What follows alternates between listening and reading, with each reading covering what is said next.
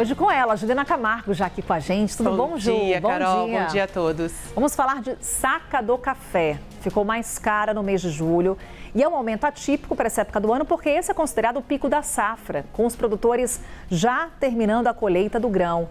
E aí, Ju, é importante a gente primeiro aqui diferenciar, né? Quando a gente fala da saca do café e esse aumento é para o produtor, para o consumidor, quando é que isso pode chegar? Pois é, a gente está falando do produto que sai da fazenda, principalmente Minas Gerais, interior de São Paulo, que subiu 10,5% só em julho, de acordo com o CPEA.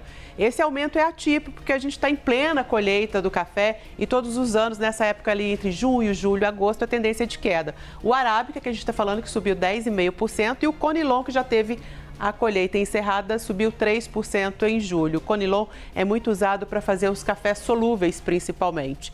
Como vai chegar para o consumidor? Eis a questão. A partir do momento que a indústria paga mais caro para o produtor rural, no momento onde a tendência era de queda, automaticamente vai ser repassado também esse aumento para o consumidor. Vai chegar na prateleira no momento que a gente esperava uma queda nos preços. Mas quanto será se aumenta?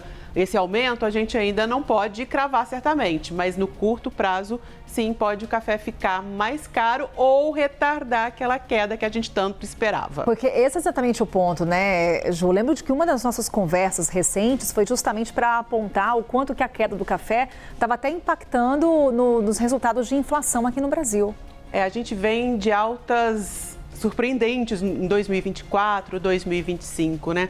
E a gente chegou a ter o café, quando a gente transforma em dólar, quase $500 essa saca, numa época sem colheita, no início do ano de 2025, e também por causa dos fatores climáticos que afetaram muito a produção aqui no Brasil. Para esse ano, existe também da Conab, de um aumento de 18% na produção. A Conab está falando em 66 milhões de sacas, sendo 44 milhões de café arábica.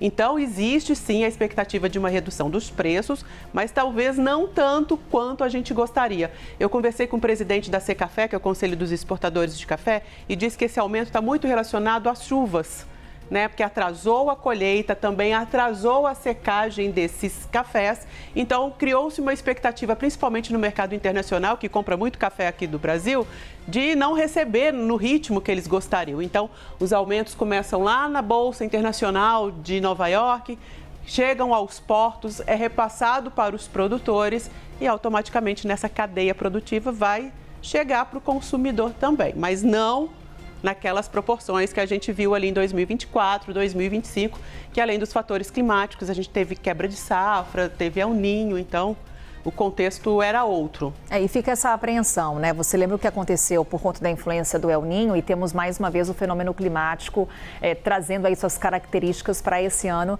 de 2026 e que tende esse fenômeno a se intensificar agora no segundo semestre. Exatamente, já existe até uma preocupação, uma reunião recente dos produtores de café, alguns relataram que por causa dessa chuva fora de época que a gente está vendo em julho, começou a floração dos cafezais.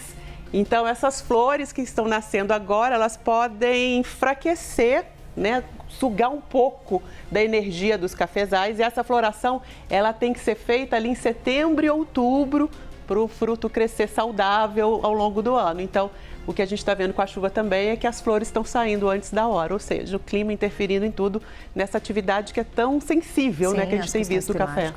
É a Juliana Camargo conversando aqui com a gente, de olho no campo, porque o quanto que acontece por lá mexe com os preços aqui pra gente. Obrigada, e o clima viu, Ju? mexendo bastante, né, em várias culturas. Inclusive, daqui a pouco, depois do intervalo, vamos falar mais sobre as questões climáticas aqui no Novo Dia. Obrigada, Ju. Obrigada, Carol. Bom dia. Bom dia.